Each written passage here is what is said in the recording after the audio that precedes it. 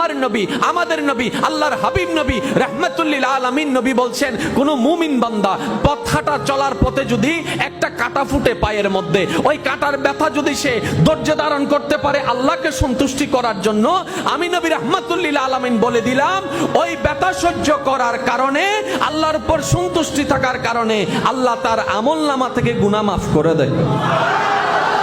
আর একটু জোরে ফুটলেন কি? কথা বলে না। ফুটলেন কি? এবার আপনি শুধু কি করেছেন জানেন? ও ও মারে, কষ্ট হচ্ছে কিন্তু একটু ধৈর্য ধরলেন, কারণ আপনি চিল্লাইলেও ব্যথা থাকবে। খুব খেয়াল করবেন, চিল্লাইলেও ব্যথা থাকবে। আপনি ফেল করছেন আর কি পরীক্ষা, আপনি ফেল করেছেন আর কি পরীক্ষা, এখন কান্নাকাটি করলে তো আর সেটা এ প্লাস আসবে না।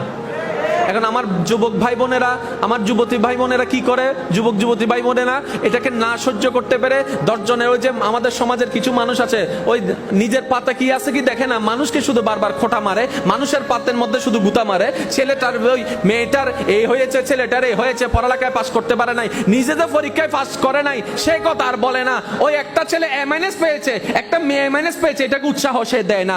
তারা তো জানে না জীবনের তকদিরের সফলতা গোল্ডেনে প্লাসের মধ্যে থাকে না, আল্লাহর রহমতের মধ্যে থাকে। আপনার জানাশোনার অনেক ছেলে মেয়েকে আপনি দেখবেন ভালো পড়ালেখা করতো না, কিন্তু জীবনে শাইন করছে না, আছে নাকি না আপনারা বলেন? আবার যাদেরকে ছোটবেলা থেকে সবাই বলে সেটা অনেক ব্রিলিয়ান্ট, অনেক ভালো, এটাও তো আপনারা দেখেছেন। এটা আল্লাহ কেন করেছেন? আল্লাহ পাক জানান দিতে চাচ্ছেন, তোমরা যে থিওরি দিয়ে সফলতাকে চিন্তা করো, সেটা তোমাদের থিওরির উপর নির্ভর করে না, সেটা আমি রহমানের ইচ্ছার উপর নির্ভর করে। বলেন সুবহান। এবার বলেন, কষ্ট কার জীবনে নাই?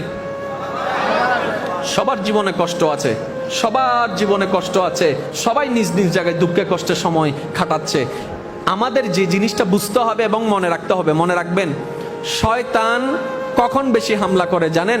যখন আপনি কষ্টে পড়ে যাবেন, শয়তান এসে আপনাকে লাড়া শুরু করবে। যখন আপনি বেশি ডিপ্রেশনে চলে যাবেন, শয়তান তখন আসবে।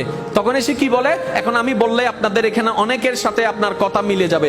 দেখেন আমাদের জীবনে এরকম হয় কিনা, অনেক নামাজ পড়ছে, অনেক নামাজ পড়ে চেয়েছে, তাহাজ্জুদ পড়ে চেয়েছে, দোয়া করেছে, কিন্তু আশাটা পূরণ হয় নাই। এক পর্যায়ে এসে মানুষটা বলে, নামাজ পড়ে আর লাভ কি? হয় এরকম হয়, চেয়ে আর লাভ কি?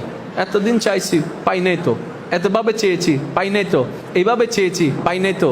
আসলে সেটা ওনার কথা নয়, এর কিছুদিন আগে শয়তান এসে মনের মধ্যে বসাই দিয়েছে, পড়ে লাভ কি, তুমি তো পাচ্ছ না। আমরা বোকার মতো কি করলাম, ওই শয়তানের কথাটাকে নিজের কথা ভেবে আপন করে নিয়ে আমরা ধোঁকায় পড়ে গেলাম।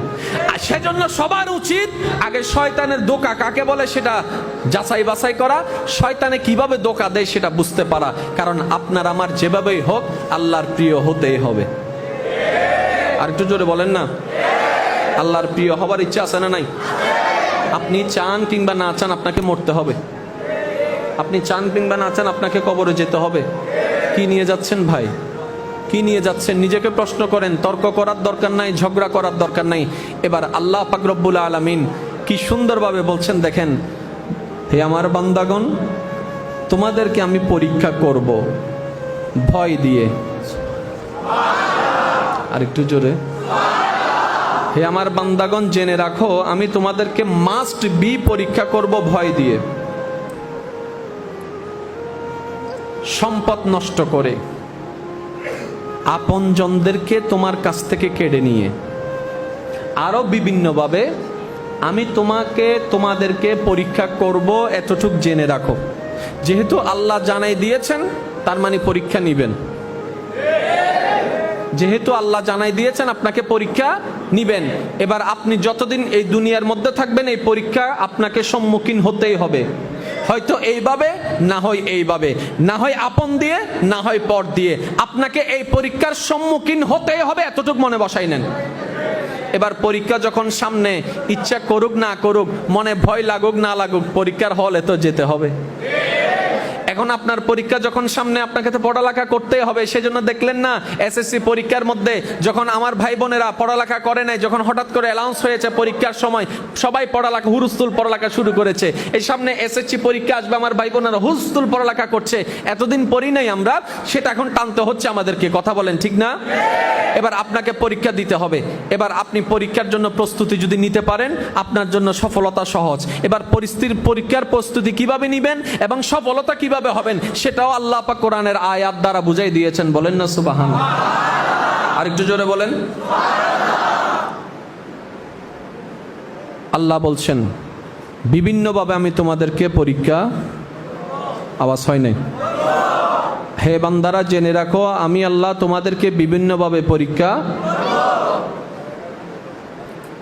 কিন্তু ওয়াবাশশিরিস সাবিরিন, শুভ সংবাদ আমি আল্লাহ জানাই দিলাম তাদের জন্য যারা সেই বিপদ আপদ মুসিবতের মধ্যে এসে শয়তানের পাল্লায় না পড়ে আমি আল্লাহর উপর সন্তুষ্ট থাকতে পেরে ধৈর্য ধারণ ধরে থাকতে পারে, ধৈর্য ধারণ করে থাকতে পারে। আমি আল্লাহ শুভ সংবাদ তাদের জন্য শুনাই দিলাম। তার বিপদও আছে, শুভ সংবাদও আছে। একটু খেয়াল করবেন, বিপদও আছে, শুভ সংবাদও। এবার বলেন তো কোনটা আগে? জোরে বলেন না। শুভ সংবাদ, শুভ সংবাদ। এবার শুভ সংবাদ চাই না কে? সবাই চাই।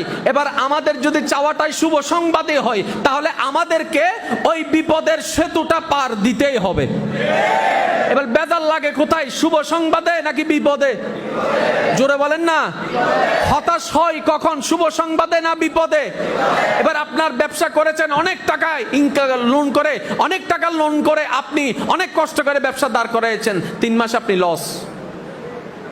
এবার আপনার সব দিক থেকে সবাই চাপ দেওয়া শুরু করলো, টাকা দাও টাকা দাও টাকা দাও। এখন আপনি ডাইনো বামো সামনো পিছনো পথ দেখতে পাচ্ছেন না। এই কৌশলগুলো যদি আল্লাহর ওয়াস্তে যদি আমরা শিখে ফেলতে পারি, সবার আমাদের মধ্যে ঈমানের আলো জ্বলে উঠবে। সুবহান।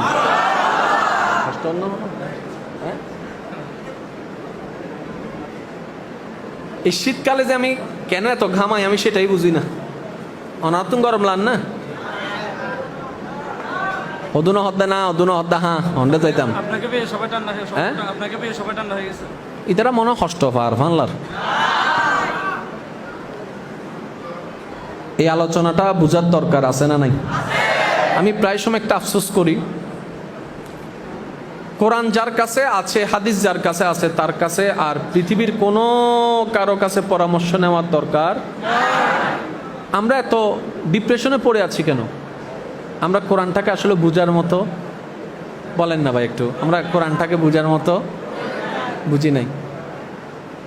এই কোরআনটাকে যদি আমরা বুঝার মতো বুঝতে পারতাম রবের কালাম হিসেবে, হায় হায় হায়, আমাদের জীবনের সমস্ত কিছুই সমাধান হয়ে যেত। এখন একটু খেয়াল করবেন, আয়াতটা বুঝার চেষ্টা করি, আল্লাহ যদি আমাদেরকে তৌফিক দান করে। আর একটু জোরে বলেন না। বিপদ আগে, শুভ সংবাদ। তাহলে আপনার আমার টার্গেট কি? শুভ সংবাদ। তাহলে শুভ সংবাদ যদি এখানে হতে পারে, 1 সপ্তাহ হতে পারে, 1 মাসও হতে পারে, 1 বছরও হতে পারে, 10 বছরও হতে পারে। ওই টাইম আপনি আমি শনাক্ত করতে পারবো না, ওই টাইম আপনি আমি সিলেক্ট করতে পারবো না। রবের যেই দিন ইচ্ছা সেই দিনেই তিনি আমাদেরকে পার করাই দিবেন। সুবহান। তাহলে আপনাকে আর শয়তানে ফাঁদে ফেলতে পারবে? আরো জোরে বলেন না, ফাঁদে ফেলতে পারবে? যেমন আপনি যদি কারোর জন্য অপেক্ষা করেন, সে যদি বলে আমি 10 মিনিটের ভিতর আসতেছি, তখন দেখবেন অস্থিরতা বাড়ে। কারণ আপনার কাছে টাইম এখানে সেটিং হয়েছে, কিন্তু 10 মিনিট তো হয়ে গেল, 9 মিনিট হলো, সে তো আসে না, 10 মিনিট হলো আসে না, 12 মিনিট 15 মিনিট হতে না হতে আপনি কিন্তু আবার একটা কল দেন। আর সে যদি প্রথমে এই কথা বলতো, দোস্ত তুই দাঁড়া, আমি জ্যামের মধ্যে আছি, দেখি আসতে কতক্ষণ লাগে, তাহলে কিন্তু আপনার এই টেনশনটা লাগতো না, কারণ আপনি কোনো টাইম জানেন না। আমরা বেশিরভাগ মানুষ বোকামি করি কি জানেন? এই যে আমরা নামাজ পড়লাম, কোন একটা স্বপ্ন চাওয়া পূরণ হওয়ার জন্য রোজা রাখলাম, নফল নামাজ পড়লাম, তাহাজ্জুদ রাখলাম, তাহাজ্জুদ করলাম, দোয়া করলাম, আমাদের চাওয়াটা হয় কি এটা ইমিডিয়েটলি যেন হয়ে যায়, ইমিডিয়েট যেন পেয়ে যায়। এমন ভাবে ভাবনি আমরা এক একজন আল্লাহর ওলি হয়েছি, আমরা এক একজন আব্দুল কাদের হয়েছি, আমরা এক একজন মঈনুদ্দিন হয়েছি, আমরা এক একজন রাবিয়া বসরি হয়ে গেছি। আমাদের তো সেই ধৈর্য এখনো হয় নাই, আমাদের ঈমান তো সে এখনো হয় নাই। আমাদের বুঝতে হবে বান্দার কাজ শুধু চাইতে থাকা, রহমানের যেই দিন ইচ্ছা সেই দিনে তিনি দান করবেন। এবার আপনার জীবনে তো অনেক